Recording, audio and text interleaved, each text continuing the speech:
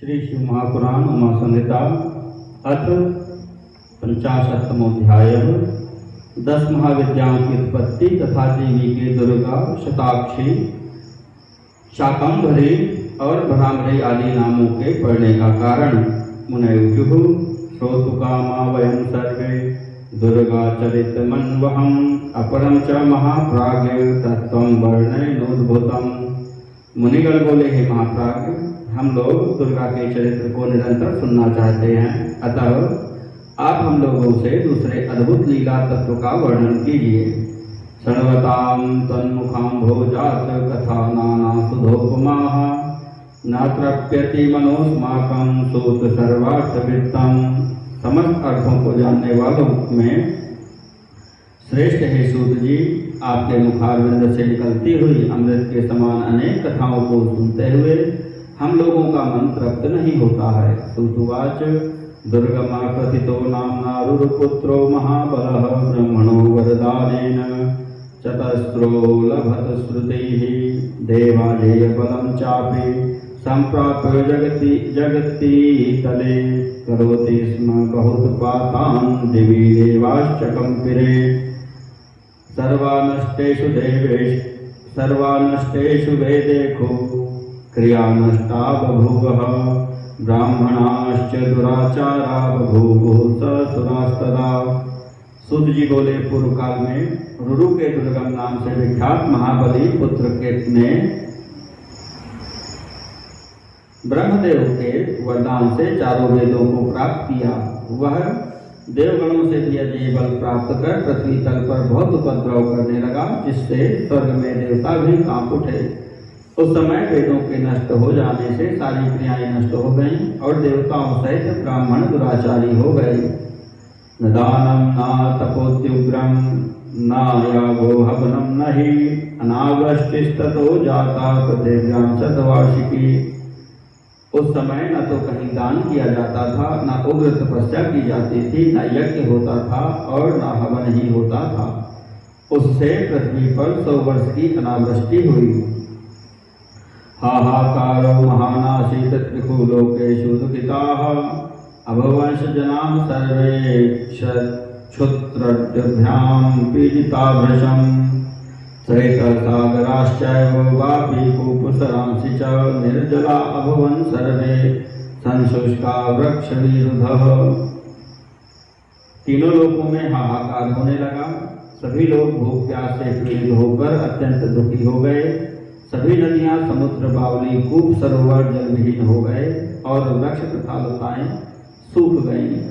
ततो दृष्ट्वा महादुखं प्रजानां दीनचेतसां त्रिदशाः शरणं याता योगमायां महेश्वरीं। तब दीन चित्त वाली प्रजाओं की महान विपत्ति देखकर देवता योगमाया महेश्वरी के शरण में गए। देवाऊचुः रक्ष रक्ष महामाये स्वकीयाः सकलाः प्रजाः कोपं संहर नूनं त्वं लोकानं क्षयन्ति चान्यथा। देवगण बोले, हे महामाये, आप अपनी समस्त प्रजाओं की रक्षा करें और अपने क्रोध को दूर करें, अन्यथा सभी लोग अवश्य नष्ट हो जाएंगे।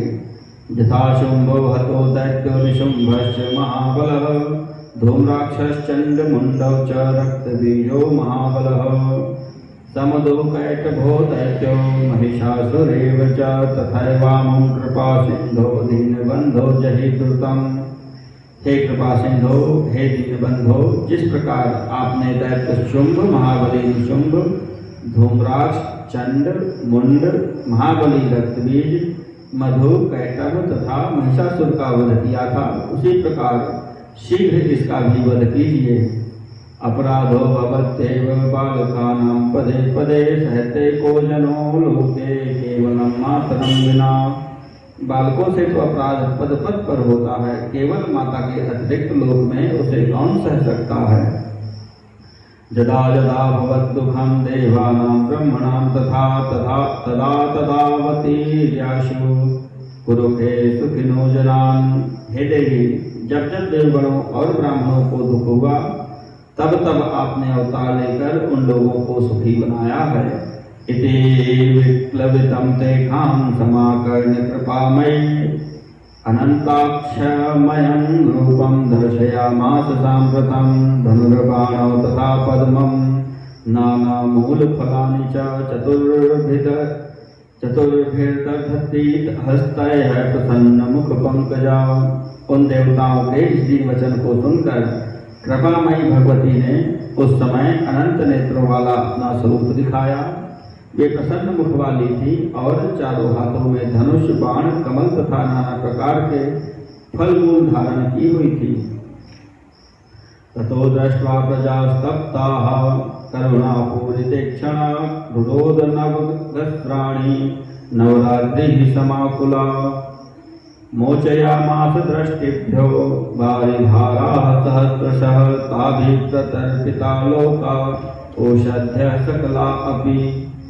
तदनंतर प्रजाओं को दुखी देखकर करुणा भरे नेत्रों वाली वे व्याकुल होकर लगातार 9 दिन एवं नवरात्रि तक रोती रही। उस समय वे नेत्रों से हजारों जलधाराएं बहाने लगी। उन धाराओं से सभी लोग तथा समस्त औषधियां तृप्त हो गई। अगाधतोयाः सरितो बभूव सागरायपि रुरुहुर्धरणी पृष्ठे शाकमूलफलानि च।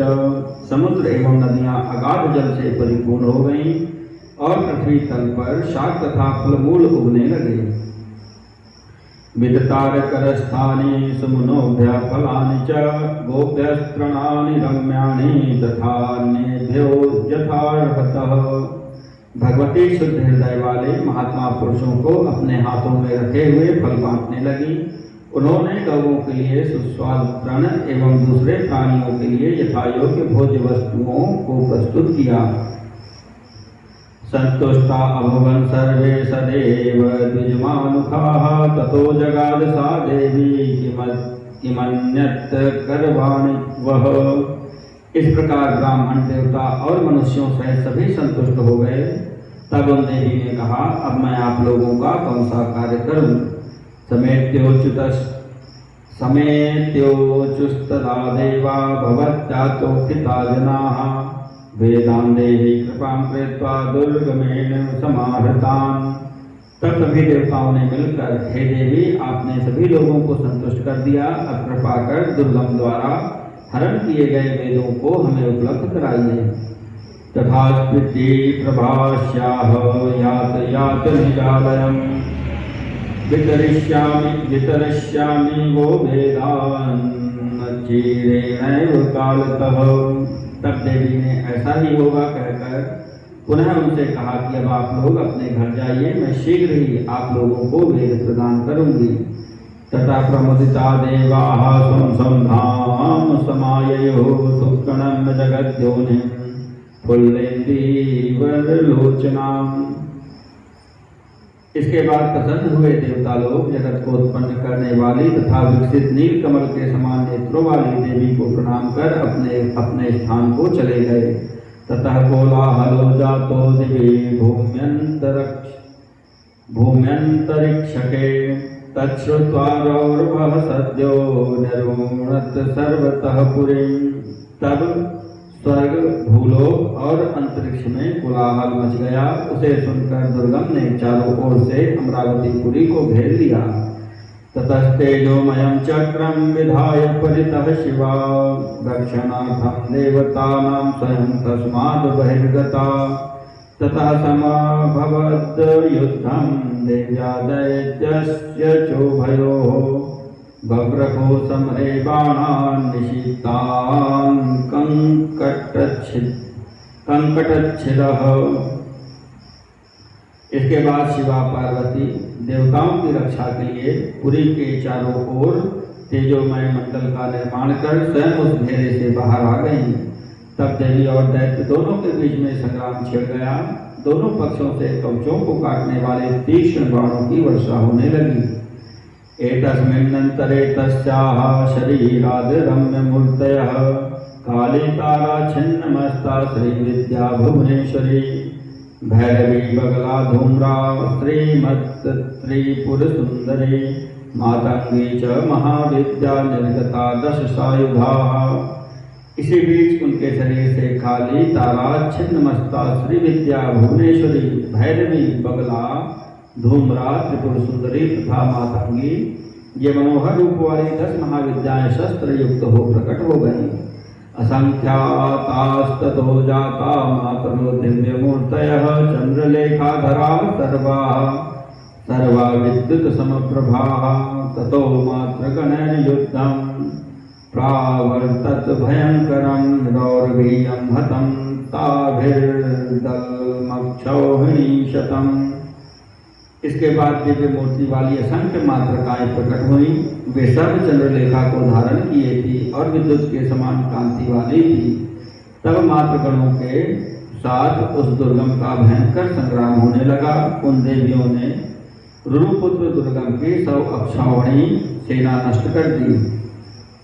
जघान सा तदा दैत्यं दुर्गमं शूलधारया पपात धरणी पृष्ठे हातमूलद्रुमो यथा। तब उन्होंने अपने त्रिशूल की धार से उस दैत्य पर प्रहार किया और वह उखड़े हुए मूल वाले वृक्ष के समान पृथ्वी पर गिर पड़ा। इत्थं हत्वा तदा दैत्यं दुर्गमासुर नामकम् आदाय चतुरो वेदान् ददौ देवेभ्यः ईश्वरी। इस प्रकार दुर्गम नामक असुर को मारकर उससे 4 वेदों को लेकर ईश्वरी ने देवताओं को दे दिया।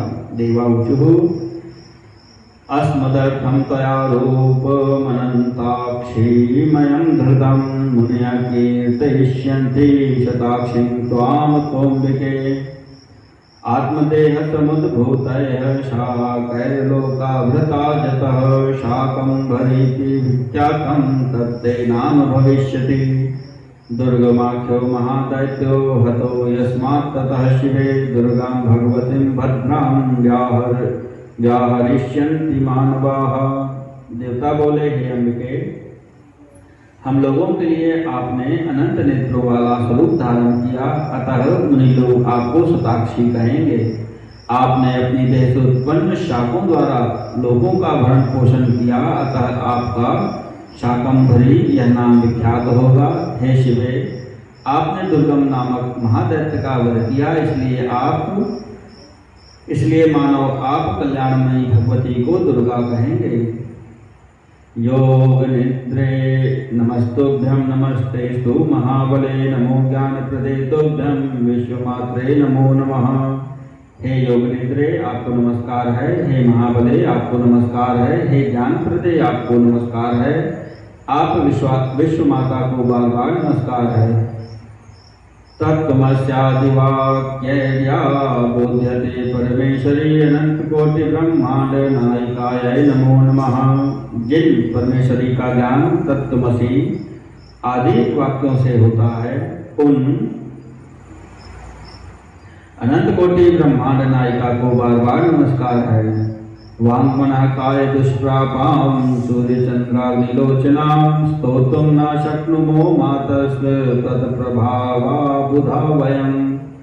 हे माता, आपके प्रभाव को न जानने वाले हम लोग वाणी, मन और शरीर से दुष्प्राप्य तथा सूर्य चंद्रमा एवं अग्नि रूपी 3 नेत्रों वाली आपकी स्तुति नहीं कर सकते हैं।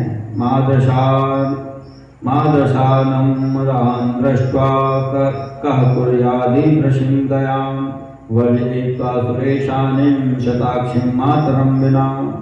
हम जैसे देवगणों को देखकर सुरेश्वरी माता शताक्षी के बिना कौन इस प्रकार की दया कर सकता है।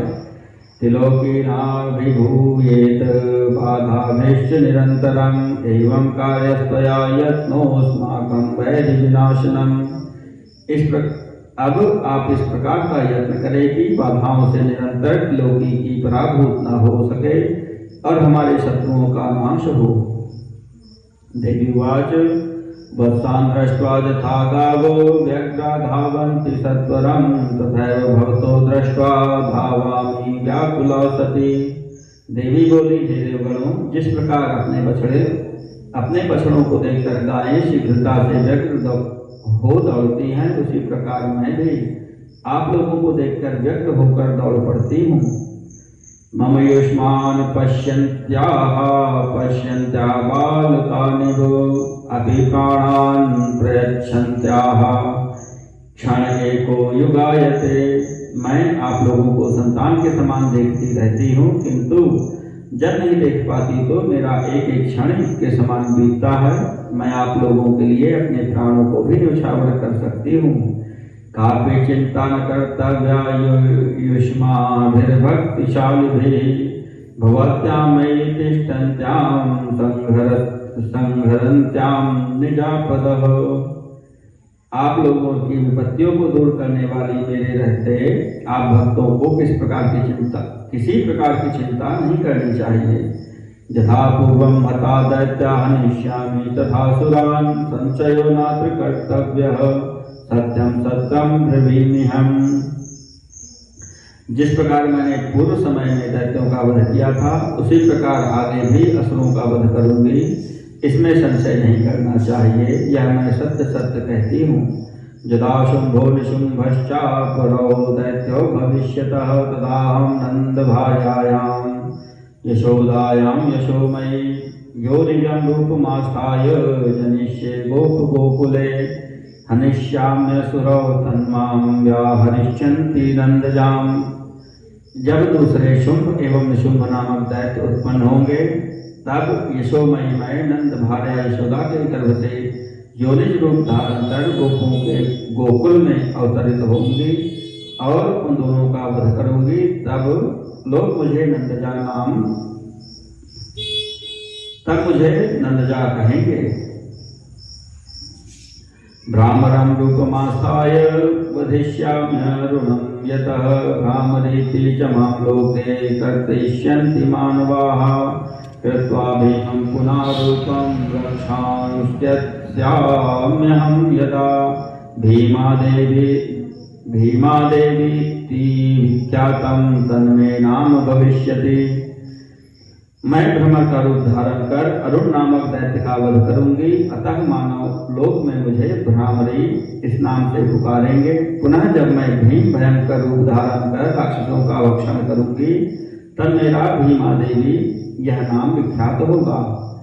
यदा यदा सुरोत्थैवं बाधा भुवि भविष्यति तदा तदावतीर्याहं संकरिष्याम्य संशयम्। इस प्रकार जब जब पृथ्वी पर दैत्यों के द्वारा बाधा उत्पन्न होगी तब मैं अवतार लेकर निस्संदेह कल्याण करूंगी।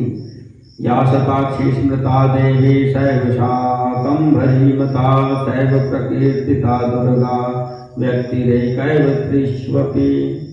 जो देवी शताक्षी कही गई हैं वे ही शाकंभरी हैं और वे ही दुर्गा भी कहलाती हैं। इन तीनों नामों द्वारा एक ही सत्ता का प्रतिपादन होता है। न शताक्षी समा काचित् दयालुर्भुवि देवता दृष्ट्वा रुदत प्रजास्तप्ता या नवाहं महेश्वरी। भूलोक में शताक्षी के नाम से कोई दयालु देवता नहीं है जिन्होंने प्रजाओं को संतप्त देखकर निरंतर 9 दिनों तक रुदन किया। इति श्री शिव महापुराणे पंचम्यां उमा संहितायां शताक्षाद्यवतार वर्णनम नाम 50तमोऽध्यायः।